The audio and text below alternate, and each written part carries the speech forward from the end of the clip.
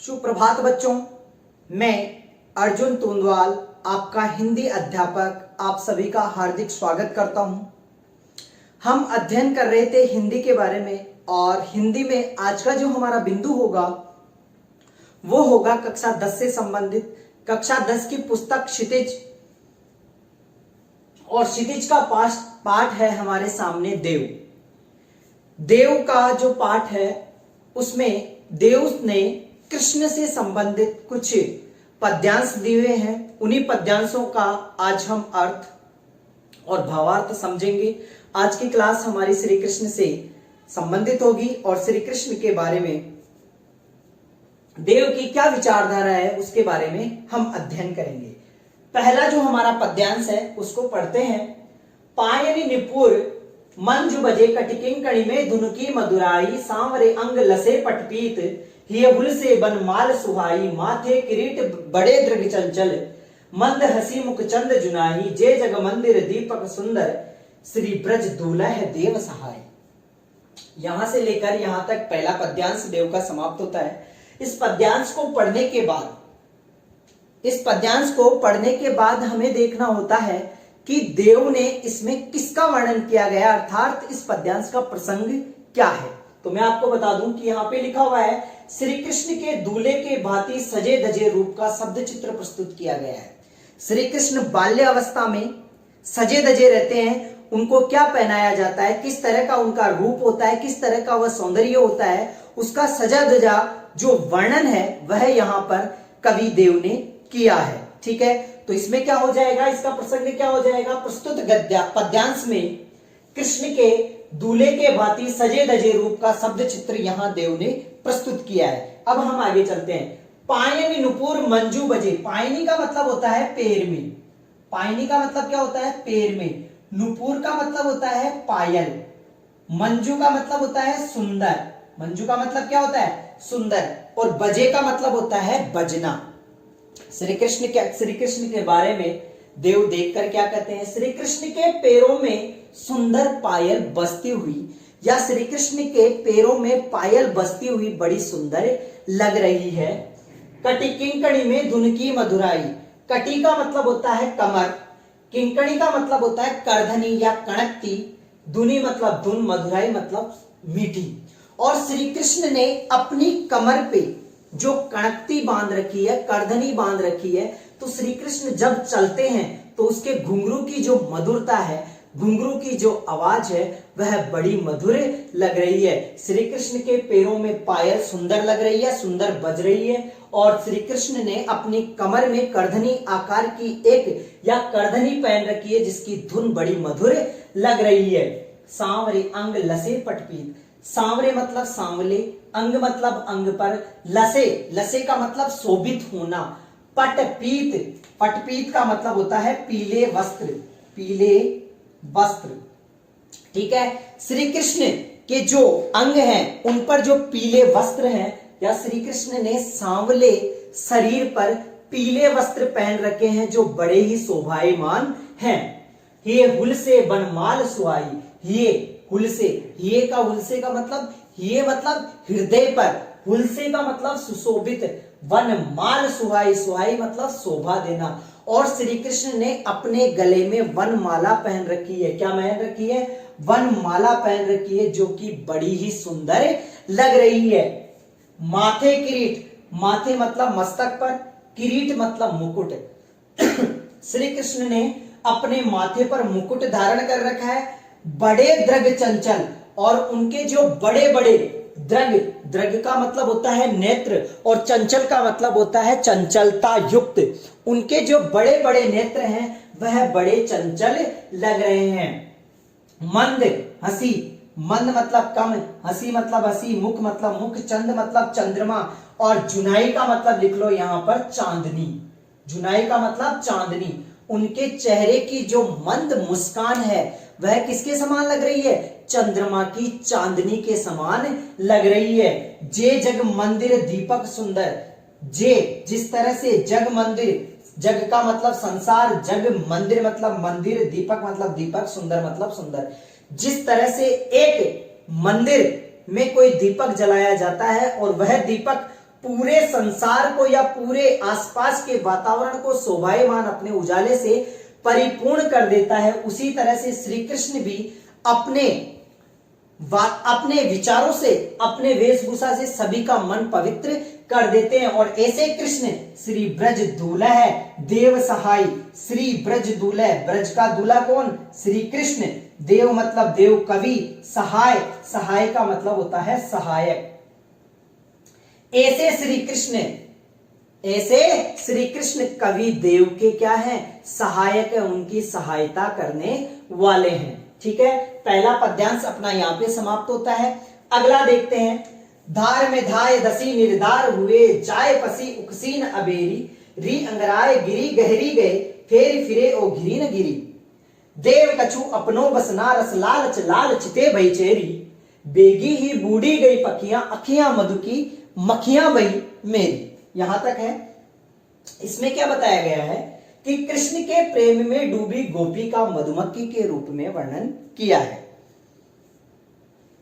श्री कृष्ण के प्रेम में गोपियां डूबी रहती है, और श्री कृष्ण के प्रेम में अगर गोपी डूबी रहती है तो उसका वर्णन किस तरह से है? जिस तरह से एक मधुमक्खी शहद में डूबकर या शहद के रस में डूबकर अपने आप को पूरी तरह पूर्ण मानती है, उसी तरह ये गोपी भी श्री कृष्ण के प्रेम में डूबी हुई है। और वह अपनी दशा का वर्णन अपनी एक सखी से कहती है। क्या कहती है? हे सखी, धार में धाय दसी निर्धार हुए, धार में धाय दसी निर्धार हुए। धार क्या?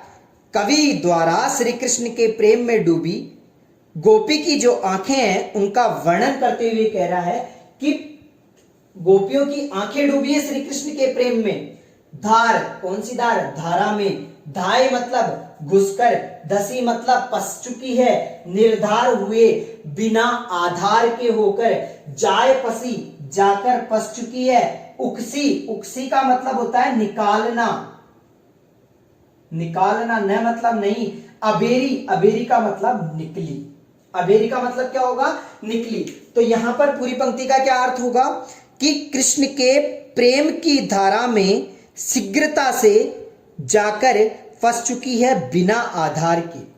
श्री कृष्ण के प्रेम की धारा में, श्री कृष्ण के प्रेम की धारा में एक गोपी की आंखें जाकर फंस चुकी है बिना आधार के। जाय पसी, जाकर फंस गई है। उकसी न उबेरी, उसको निकालना चाहा परंतु निकल नहीं पा रही है। अर्थात गोपी की जो आंखें हैं श्री कृष्ण के प्रेम में डूब चुकी है, उनको बाहर निकालना चाहती है पर निकल नहीं रही है। री अंगराय गिरी गहरी, री अंगराय, री मतलब लेकर, अंगराई का मतलब होता है अंगड़ाई, अंगड़ाई लेकर, गिरी गहरी, अंगड़ाई लेकर उनको निकालना चाहा परंतु गिरी गहरी, और भी गहरी हो गई है, और गही और पूर्णतः वहां पर जाकर फंस चुकी है। मतलब अंगड़ाई लेकर उन आंखों को बाहर निकालना चाहा परंतु निकल नहीं पा रही है। फेरे फिरी और घिरी न गिरी, फेरे फिरी और घिरी न गिरी। फेरे का मतलब क्या होगा यहाँ पर? फेरे का मतलब होगा लौटना। फेरे का मतलब क्या होता है? लौटना। और लौटने के बाद अपन ने देखा यहां पर फेरे फिरी, लौटाने पर लौटी नहीं, फेरे फिरी लौटाने पर लौटे नहीं। यहां का मतलब क्या हुआ? लौटाने पर लौटी नहीं। ओ का मतलब और, घिरी नहीं घेरी, घेर कर उसको घेरना चाहा परंतु घिरी नहीं। उन आंखों को जो श्री कृष्ण के प्रेम में डूबना चाहती है उनको लौटाने की कोशिश की परंतु लौटी नहीं, उनको घेर कर रोकने की कोशिश की परंतु घिरी नहीं। देव कछु अपनो बसना, देव कहते हैं गोपियों के माध्यम से, कछु मतलब कुछ, अपनो मतलब अपना, बसना मतलब बस नहीं है। देव कहते हैं गोपियों के माध्यम से कि अब अपना कुछ भी बस नहीं है। रस लालच लाल चिते भई चेरी, रस लालच, श्री कृष्ण के लालच में, श्री कृष्ण के लालच में अब इन आंखों पर मेरा बस नहीं रहा। मैं तो कृष्ण के रूप को चखने के लालच में उनकी क्या हो गई हूं? रस लालच लाल, रस के लालच में, लाल मतलब श्री कृष्ण, चिते मतलब होना, क्या? चेरी का मतलब दासी। अब तो उन श्री कृष्ण के रस के लालच को चखने के लिए मेरी आंखें उनकी क्या हो गई है? दासी हो गई है। बेगी ही डूबी गई पखियां, अखियां मधु की मखियां बई मेरी। बेगी मतलब शीघ्रता से, बूढ़ी का मतलब डूबना, पखियां मतलब पंख। जिस तरह से एक मधुमक्खी अगर मीठे पर बैठ जाती है तो उसका पंख उसके चिपक जाता है और वह उड़ने में असमर्थ होती है, उसी तरह से अखियां मधु की मखियां बई मेरी। उसी तरह से ये मेरी आंखें है ना, ये श्री कृष्ण के प्रेम में डूब चुकी है और अब वहां से निकल पाना बिल्कुल भी संभव नहीं है। कहने का मतलब क्या है, एक मधुमक्खी जिस तरह से शहद के लालच में, शहद का जो रस है उसको ग्रहण करने के लालच में उससे चिपक कर वहीं पर अपना जीवन त्याग देती है, उसी तरह से आज मेरी स्थिति क्या हो गई है, मैं श्री कृष्ण के प्रेम में डूब चुकी हूं और श्री कृष्ण के प्रेम में डूबने के कारण आज वही स्थिति मेरी हो गई है। मेरी अखियां श्री कृष्ण को छोड़ नहीं पा रही है और श्री कृष्ण के प्रेम में डूब चुकी है। क्लियर? आगे देखते हैं। जहरी जहरी झीनी बूंद है पड़ती मानो, गहरी गहरी घटा घेरी है गगन में, गहरी गहरी घटा घेरी है गगन में, आनी कयो श्याम मोसो चलो झूलिबे को आजू, फूली ना समाई भई ऐसी हो मगन में, चाहती उड़ियोई उड़ी गई सो निगोड़ी नींद, सोए गए भाग मेरे जागी वा जगन में, आंखी खोली देखो तो घन है ना घनश्याम, वे ही छाई बूंद मेरे आंसू हुए द्रगन में। यहां पर देखो कि यहां पर क्या बताया गया है, गोपी का कृष्ण से स्वप्न में मिलन होता है। एक गोपी सपना देखती है। देखो प्रस्तुत पद्यांश का क्या प्रसंग है, एक गोपी स्वप्न देखती है, उस स्वप्न में गोपी का मिलन होता है श्री कृष्ण से। किससे होता है? गोपी श्री कृष्ण से मिलती है और श्री कृष्ण सपने में गोपी को उठाकर लेके जाना चाहते हैं, परंतु निगोड़ी नींद खुल जाती है और वह सपना अधूरा रह जाता है, अर्थात सपना सपना ही रह जाता है। अर्थात गोपी का कृष्ण से स्वप्न में मिलन होता है, परंतु मिलन क्या होता है, वह मिलन अधूरा रह जाता है। उसकी बात यहां पर की गई है। जहरी जहरी झीनी बूंदी, बूंद है पड़ती मानो। जहरी जहरी का मतलब क्या होगा यहां पर, जहरी जहरी का मतलब होता है हल्की बूंदों के झोंके। क्या होते हैं? झोंके। झीनी का मतलब हल्की बूंद, मतलब बूंद पड़ती, पारदर्शी, पारदर्शी।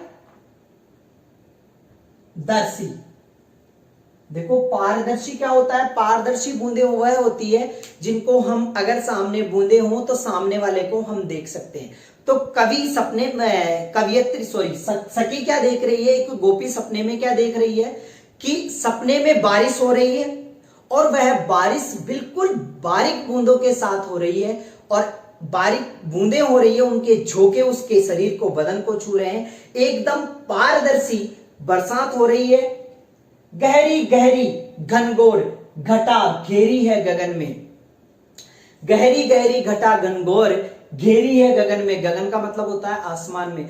आसमान में चारों तरफ भयंकर घटाएं छाई हुई है, काली काली घटाएं छाई हुई है और हल्की हल्की बूंदे उस नायिका, उस सखी को छू रही है और जो कि क्या है, पारदर्शी है, सामने वाले को देख सकते हैं।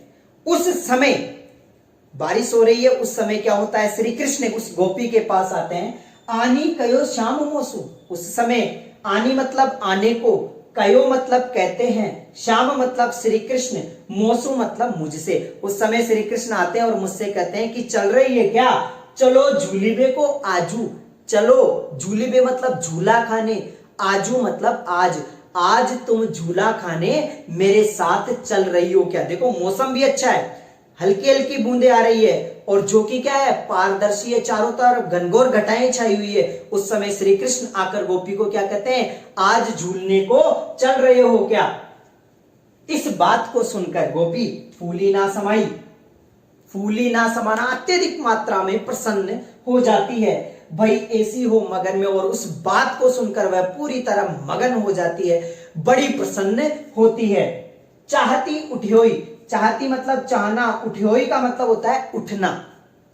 जो ही वह श्री कृष्ण के साथ चलने के लिए उठना चाहती है, उड़ी गई सो निगोड़ी में नींद।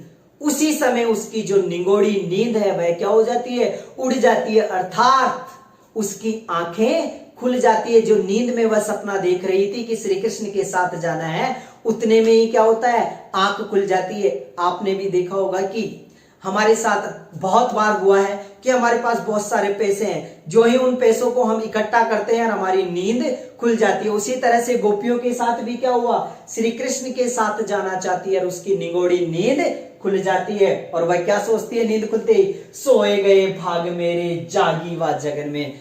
जो ही मैं जागी, जगन मतलब इस संसार में, जो ही मैंने आंख खोली, ऐसा लगा कि मेरे भाग ही क्या हो गए हैं, सो गए हैं। मेरे भाग सोए, सोए मतलब सोना, गए मतलब गहना, भाग मतलब मेरे भाग्य, मेरे जागी मतलब जागना, जगन मतलब संसार में। जो ही मेरी नींद खुली, मुझे ऐसा लगा कि मेरे भाग सो गए हैं। आंखें खोली देखी तो, आंखें खोलकर मैंने देखा तो न घन है ना ही घनश्याम है। आंखें खोलकर मैंने बाहर देखा तो ना तो घन थे, घन का मतलब बादल, और ना ही घनश्याम, घनश्याम का मतलब श्री कृष्ण। ना तो उसे बादल नजर आए, ना ही श्री कृष्ण नजर आए। बेई छाई बूंद मेरे, वही बूंदे मेरे छा गई। कौन सी बूंदे, हल्की हल्की बूंदे जो बरसात में मैंने सपनों में देखी थी, सपनों में जो मैंने बरसात की बूंदे देखी थी, वे वही छाई मतलब छा गई, बूंदे मतलब बूंदे, मेरे मतलब मेरे। आंसू हवे होकर, द्रगन मतलब आंखों में, वही बूंदे अब मेरी आंखों से आंसुओं के रूप में बहने लग गई। अर्थात मेरा जो सपना था वह सपना ही रह गया। तो आप सभी को यह वीडियो पसंद आया होगा और आपको अर्थ समझ में आ गया होगा। फिर भी अगर आपको अर्थ समझ में नहीं आया है तो एक बार शुरू से वापस वीडियो देखें, ताकि यह अर्थ और भावार्थ आपके दिमाग में स्थायी रूप से अपनी जगह बना ले और किसी भी परीक्षा के लिए आप इसके लिए तैयार रहें। एक बार मैं इसका प्रसंग वापस बोल देता हूं। इसमें क्या बताया है, श्री कृष्ण के दूल्हे के भांति सजे धजे रूप का वर्णन किया है। इसमें क्या है, श्री कृष्ण के प्रेम में डूबी गोपी की आंखों का वर्णन किया गया है, जो कि मधुमक्खी के रूप में है। और इसमें क्या बताया गया है, एक श्री कृष्ण से स्वप्न मिलन होता है एक गोपी का, जो कि सपना होता है और आंख खुलते ही वह सपना सपना ही रह जाता है। इस तरह से देव ने श्री कृष्ण का वर्णन अपने पद्यांश में किया है। तो अर्थ आप सभी को समझ में आ गया होगा। इसी तरह से वीडियो में लेकर आपके सामने उपस्थित होऊंगा। तब तक के लिए धन्यवाद।